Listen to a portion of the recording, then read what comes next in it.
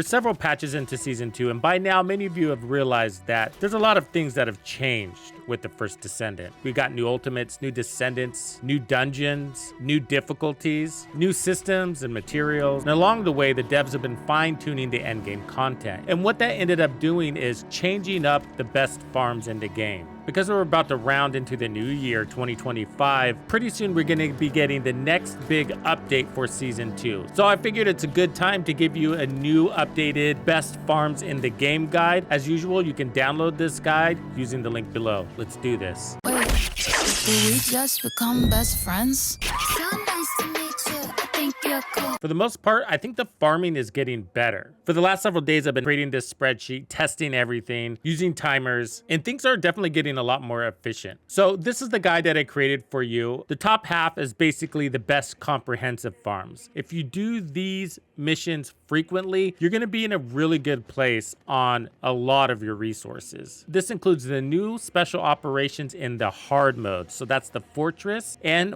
White Knight Gulch. Both of those are really good, but they are distinct in what they deliver better. We're going to go through that. Then there's the Void Vessel. That's the new mission. You're in there farming your Keelan, farming your fellow, leveling up your fellow. But that mission is delivering a very well-rounded package of assets you need for researching. So we're going to go through that. And then Magister's Lab in Kingston, that infiltration is back on the map as one of the best farms in the game. We're going to go into why that is the case. First, let's start with the Fortress. So we're specifically talking about the special operation in the hard difficulty mode. Your results are going to be a little bit different depending on your team composition, but for the most part, you can get from 0 to 40 in less than 15 minutes. And so I ran this a ton of times. Now, quick disclaimer, in order to get results like this, you need to make sure you have the right external component modifiers like character XP boost, as well as weapon XP boost, and gold and Kuiper drop rate modifiers if you're farming for that stuff too, which you might as well if you're doing things over and over again. And for these results, I also use the boosters that the game gives you as rewards for certain activities and events. So the Fortress specifically is the best weapon XP farm in the game, and it happens to do a pretty darn good job on Descendants. It's not as efficient with Descendants. It's 0 to 40 in about 19 minutes. So let's just say less than 20 minutes. The devs tuned the rewards at each checkpoint. So you can basically get quantum incubators, code breakers, or fine access control access, or even more gold. And all of those things are used enough to where it doesn't matter which one you get, you probably should come out happy. So the devs have been adding new materials into the game. And so one of those materials is quantum incubators. Why are those important? Quantum incubators are used for these dimension analyzers, which is one of the things you need in order to enhance your reactor. It requires quite a hefty amount of quantum incubators, and most of these I've gotten from hard difficulty special ops, whether it's the Fortress or White Knight Gulch. And this system is really expensive, so it eats these up. The other thing I mentioned are fine adjustment control axes. And these are quite valuable. When you get these, it's also like getting gold. They require high precision exchange components that you get from deconstructing weapons and by completing 400% infiltrations. So these are somewhat valuable, but they've been more common now that 400% infiltrations are more common as well. But now that you're getting these dropping in the special operations fully constructed, you have to realize these are really valuable because they also cost a lot in gold. 20 of them is 300,000. 100 of them is 1.5 million. I didn't list how many per minute you can get of the incubators or the code breakers or the control axis because each one of those elements is really up to RNG. Sometimes you might come out with 0. Sometimes you might come out with like 150 of them. Either way, if you're farming for incubators, code breakers, or control access, the Fortress is the best place to do it because it's so fast to clear it. So even if you weren't farming for weapon XP or descendant XP, and even though it is chance-based, the spec ops itself goes so quickly, it's a worthy gamble. And if you don't get exactly what you're looking for, the other things that you got instead are still very valuable. And that's what makes Fortress one of the best farms in the game all around. The gold in this one, which is 133k per minute, that's respectable, but it's not the best. There's other missions that will give you better gold. Let's talk about White Knight Gulch. This is also a special op in the hard difficulty level. But this one is going to take you a little bit longer on the XP side of things. Enough to say the Fortress is better for leveling weapons and Descendants. But if you're like me, like to multitask and farm other things as well, then the White Knight Gulch might be better for you. This special ops does a way better job in delivering gold. We're talking 205,000 per minute. That's a significant improvement over what the Fortress delivers. You also have the same chance at quantum incubators, code breakers, and control access. But the reason why Fortress is better at farming those specifically is because the Fortress goes faster. White Knight Gulch, you can finish in 12 or 15 minutes, and it does depend on your team, but I gotta say, it is more difficult. In the Fortress, Freyna can stand at the top of the hill, and she is the queen of that mission. She is the best at that mission because she can just stand there and clear the whole thing for the most part, right? The bosses come, it gets a little bit harder. But in White Knight Gulch, those enemies are a little bit more resistant to poison, and so she is not as effective. Plus, there's a lot more moving around. It's not King of the Hill style like Fortress. Because of that, this mission just takes longer to complete. So Magister's Lab is back on the map as one of the best farms in the game. So this is an infiltration in Kingston, and we're talking about 250% or 400% infiltrations. And that's because you want at least 2 patterns per run. Now, there's a couple of reasons why this one is here. For one, it's really fast. So it takes about 3 minutes to do this, maybe 4. And you're gonna come out with 2 patterns. What also puts this definitively at the top is that they recently made all of the amorphous patterns that were exclusive to Sharon and outposts now part of infiltrations. So they can be target farmed. For example, pattern 54AB used to only drop at the outpost in Kingston, and now you can get it here in Magister's Lab. So because Magister's Lab is so fast, whether you do it solo or in a group, you can get 2 of these patterns in 3 minutes, which is 40 catalyst patterns per hour. This one is particularly good because you can crack it open at a void fusion reactor instead of having to go to a boss. So even though bosses like Devour, just as an example, or Executor, even though you can kill them in like 10 seconds, there's still a process of loading in and then cracking the egg, picking up your loot, and then restarting, and all of that takes another several minutes. With Void Fusion Reactors, there is a process with it too,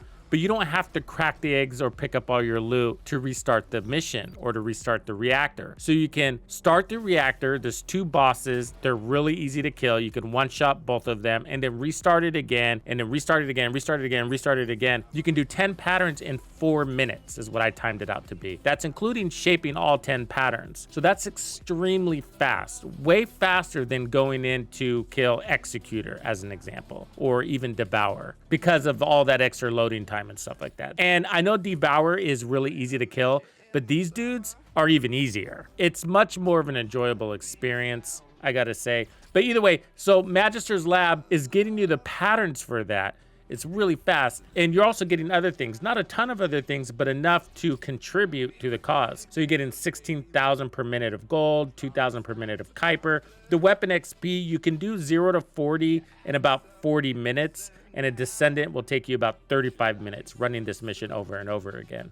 So if you want to be leveling a Descendant or a weapon while farming your catalyst patterns and getting gold and getting Kuiper, this is just a really well-rounded mission. Okay, let's talk about the Void Vessel. The Void Vessel is the new mission. You can play this on normal or hard, but I've only experienced this on hard, and all my numbers are tailored to hard difficulty, so you know. This run takes about 15 minutes, whether you're doing it solo or in a team. It seems to be about the same. And that's just because it's a lengthy run and you're stopping to open up caches or storage containers. Those are really valuable. So what comes out of the Void Vessel, there are a lot of variables to it. And you can come out quite heavy on the catalyst materials side of things, and that's why it's a very comprehensive run. Let me just show you real quick my catalyst materials. I am always spending catalyst materials. I mean, look, 623, 1200, 496, 1000 advanced neural circuits. Advanced neural circuits are a pain. Up until season 2, I felt like I was always farming advanced neural circuits because it requires 18 of them on a single research of a crystallization catalyst. But now look at the numbers I have. These all came from basically basically the void vessel. So once season 2 started, all my previous farms going to like White Knight Gulch, for example, to farm advanced neural circuits in the outskirts or the fortress, I don't have to do that anymore. None of this came from that. This is all void vessel stuff for the most part. It's a really good farm. So let me just quickly explain. What happens is that like as you're looking to craft mostly the fellow, and then as you're looking to level up your fellow, you're interacting with a lot of the green storage containers, genetic storage containers, but also the special storage containers. Both of those have a chance to drop catalyst materials. It's going to give you a bulk chunk of all of those materials. And man, that is like the best part of the vessel, I think. Like the best part. And then at the very end, when you open up that container and you get that little chest of materials, that's also crystallization catalyst materials that's inside there. And you get crystallization catalyst materials simply by completing it. So this really, really adds up. But I gotta tell you, when you get one of the genetic or special storage containers dropping catalyst materials, it's a big win. Those containers will also drop gold, and you also have a chance of getting gold, an additional reward at the very end when you open up the final cache. And then you're picking up Kuiper along the way. You get iron hearts on completion. It's 700 iron hearts for completing one mission, so that's up to 2,800 an hour. And then you get quantum incubators by defeating elites. It averages about 405 an hour. That's a lot. As far as XP goes, it's the slowest of the 4 comprehensive farms. Okay, so now we're going to talk about the best runs down here below. So this is if you're looking for just one of those elements. So just XP as an example, or just gold. So best XP, no surprise, as mentioned earlier, this is just going to be the fortress. As far as gold goes, your best, of course, is going to be the daily invasions. There's a limit to this, of course, but the rate that you get is 504,000 per minute, and you can get up to 5 million per day. It's worth it. Otherwise, it's gonna be the White Knight Special Ops. Yeah, at 205,000 per minute, that's sizable. Plus you have RNG kicking in other goods for you as well. The best Kuiper farm has changed. So it is now Enzo encrypted vaults. That is the best Kuiper farm in the game at 31,000 per minute.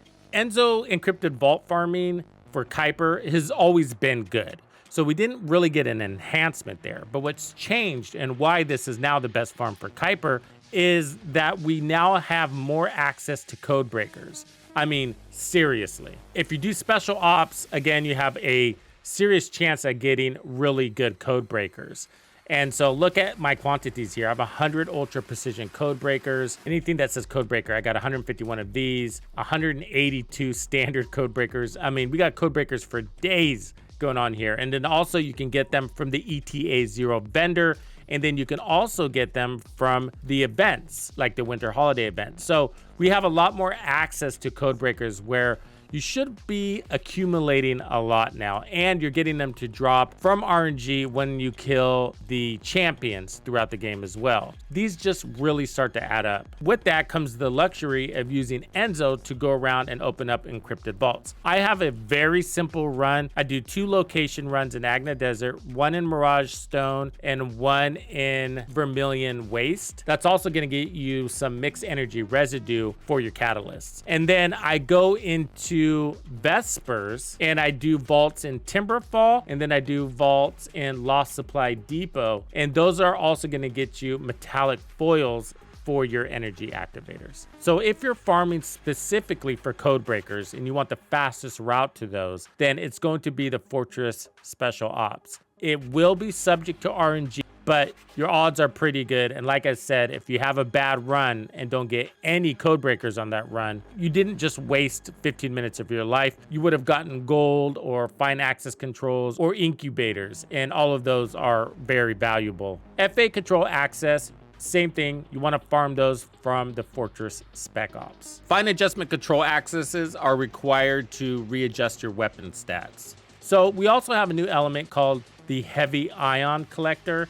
This is required for crafting both Ultimate Sharon as well as the new shotgun, the Hammer and Anvil. And I'm sure these elements will be required on other future stuff. You can only get this through infiltrations in White Knight Gulch and Mystery's End is the better one to do if you're gonna farm it over and over again. But they did add this feature here called Other Infiltration Support.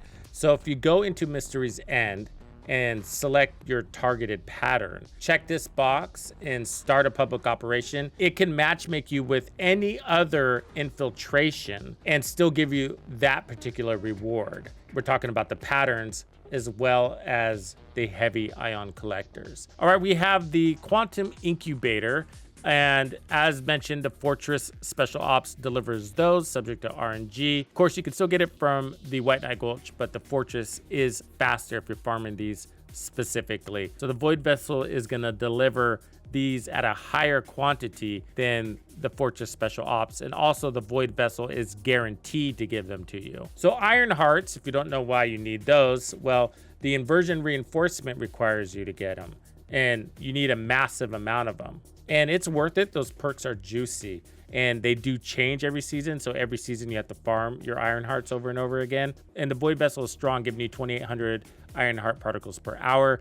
And invasions are also really strong. The rate it gives you Iron Hearts are at 4,000 per hour, except there's a cap of how many invasions you can do. So the reality is you only can get 1,000 per day, but you can get that 1,000 in 15 minutes. So if you're farming Iron Hearts, you do want to do both invasions and Void Vessels. Okay, let's talk about energy activators. The pattern that this is designed around is 55AA. That keeps you in the Kingston zone, specifically the Magister's Lab. And so all you have to do is select pattern 55, and that will give you a chance at getting the energy activator blueprint. So it only takes 3 minutes to get 2 patterns, basically guaranteed. So you can get 40 patterns per hour, and then you can crack those patterns at the Kingston Grand Square Void Fusion Reactor at a rate of opening 150 patterns per hour or shaping. For the other materials, not much has changed here. So low carbon activators you can farm at the Kingston Outpost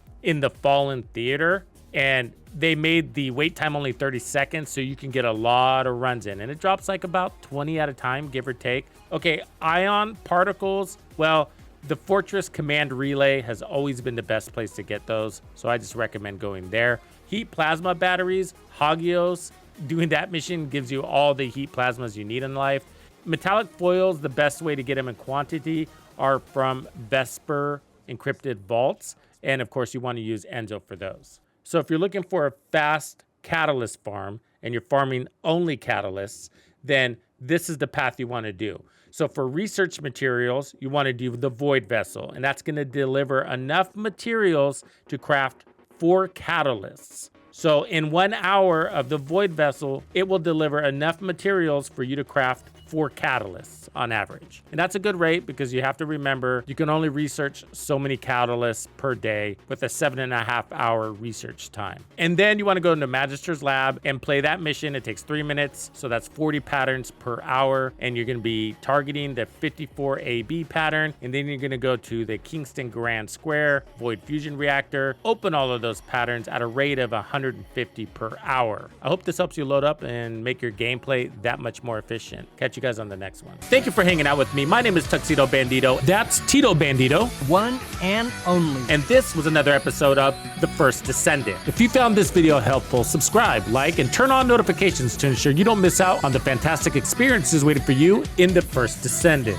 And if you like videos like this, check out the one I have recommended for you right here. If you have anything you want to see covered, be sure to let me know in the comments below. And thank you to all the channel members and donors who make everything possible. Tux Nation wouldn't be without you. When you buy or download anything for The First Descendant, be sure to use Tux's creator code to support the channel. Easy peasy.